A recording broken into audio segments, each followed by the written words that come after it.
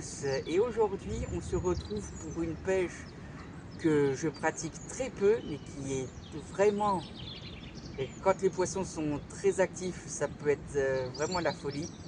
C'est la pêche en carpodrome au feeder.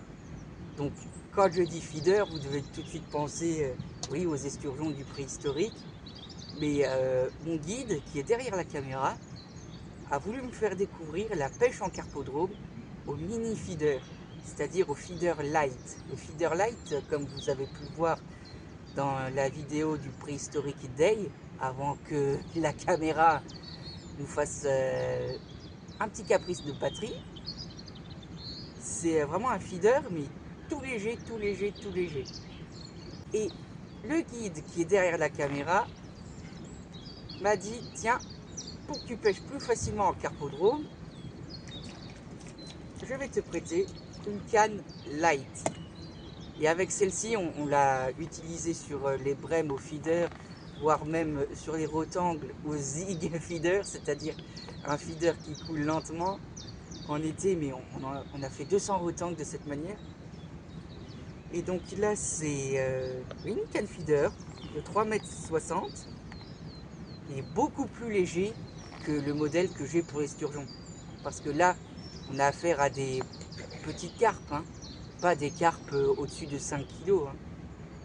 Et c'est ça le principe du carpodrome, c'est surpeupler un étang de petites carpes pour pouvoir faire un grand nombre de touches, que ce soit à la grande canne, au feeder ou à l'anglaise.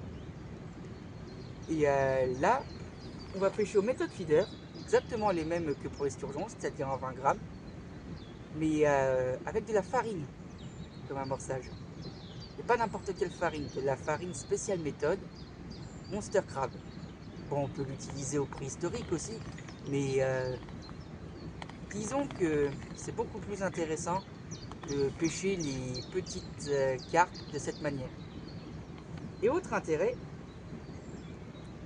c'est les appâts. Je sais pas si on pourra voir, attendez, je vais me rapprocher de la cam. Voilà, j'en ai mis un sur l'hameçon. Vous voyez, les hameçons sont beaucoup plus petits qu'au préhistorique. C'est des hameçons de même pas en dessous de 10, facile. Et là, on a utilisé des wafters, mais tout petits, en dessous de 8 mm facile. Et c'est ça le principe de la pêche en carpodrome. C'est une pêche minimaliste pour un maximum de touches. Mais bon, assez parlé, commençons la pêche. 10,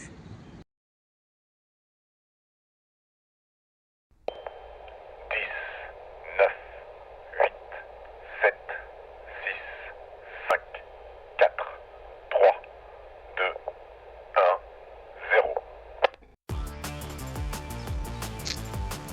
0. Et ben voilà, un poisson typique du carpo, une belle miroir, comme vous pouvez voir.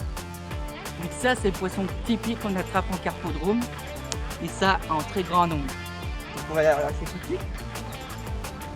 Hop. Attends. Ok, allez. Hop. Et voilà. Donc là on essaye avec des petites boulettes. Voir si ça marche.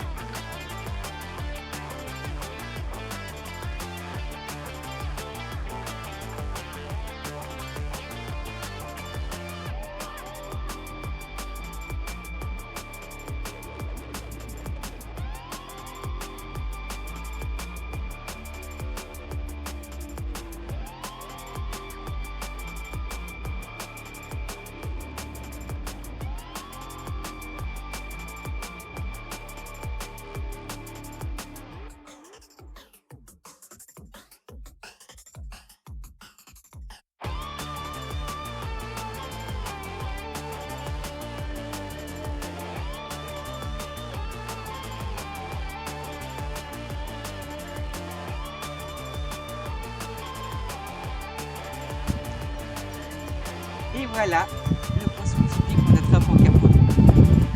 Il laisse une belle binaire, juste piquée sur la bouche. On va la décrocher sur le tapis de réception et c'est reparti.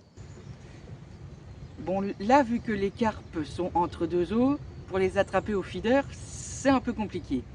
Alors, j'ai pris un petit quelque chose qui peut nous aider.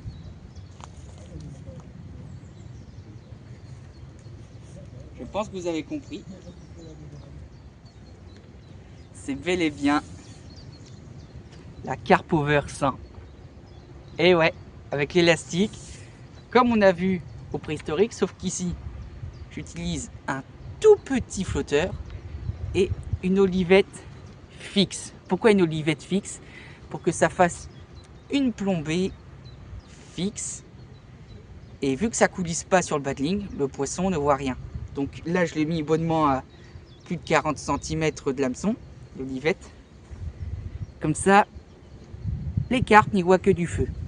Parce qu'il faut savoir que ces petits poissons ont l'habitude d'être pêchés et ils connaissent bien les pêcheurs. Et vu qu'elles se sont rapprochées de la bordure, pour éviter qu'elles voient notre ombre, c'est intéressant de les pêcher au cou. Et c'est ce qu'on va faire tout de suite. Petite démonstration.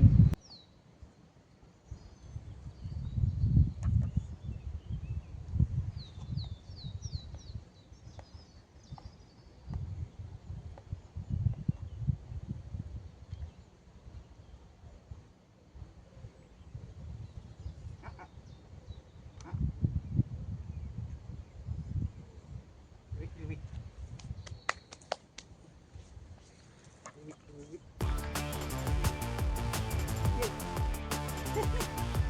J'avais amorcé. Voilà.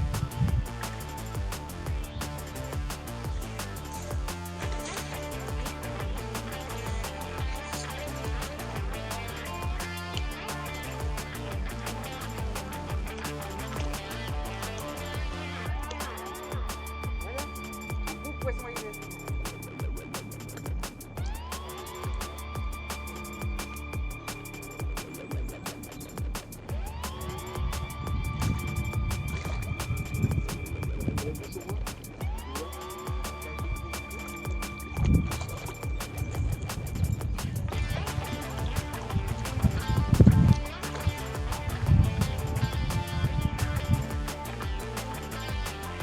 Et ben voilà, un magnifique poisson en fond.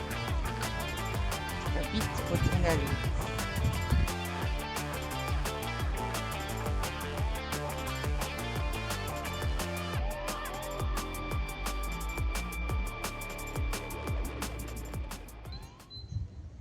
Et ben pour une belle journée en carpodrome, c'est une superbe journée en carpodrome.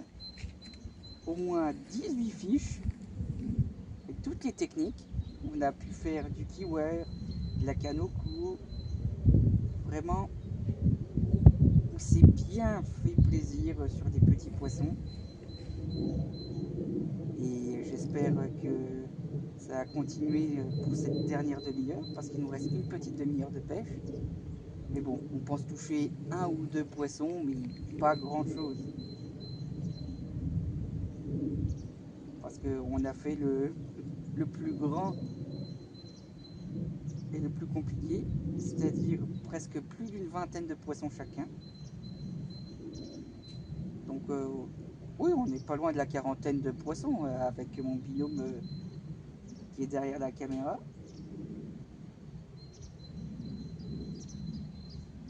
Vraiment, la pêche en carpodrome, ce qui est cool, c'est que c'est une pêche très fine, minimaliste et très productive. C'est-à-dire qu'on est là pour ferrer du poisson en fonction de l'activité de celui-ci. Parce que même s'il y a beaucoup de poissons, quand les conditions sont assez difficiles, c'est déjà bien de faire un ou deux poissons. Là, une vingtaine de poissons pour un printemps, c'est pas mal. On va pas trop en demander.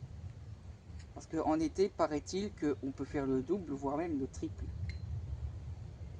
Parce que quand j'entends les récits de pêche à la carpe, au feeder, au waggler ou à la canne au cou en carpodrome, j'avais déjà entendu des pêches à plus de allez, 60 poissons. Et en championnat, ça peut aller jusqu'à la centaine. C'est pour vous dire. Et c'est une pêche que je trouve pas mal. Minimaliste, où il faut savoir doser le combat parce qu'on est quand même sur du montage très fin. On n'est pas au-dessus de 28 centièmes facile.